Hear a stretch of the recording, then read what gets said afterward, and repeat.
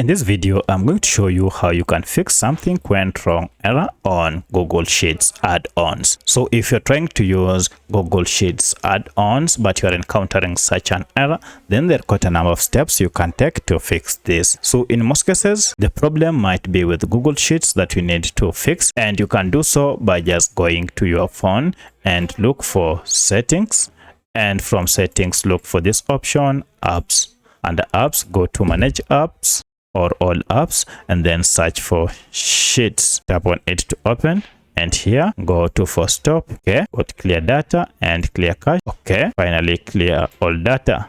Restart your smartphone, and now go ahead and try to add this Google Sheets as an add-on and see if this works.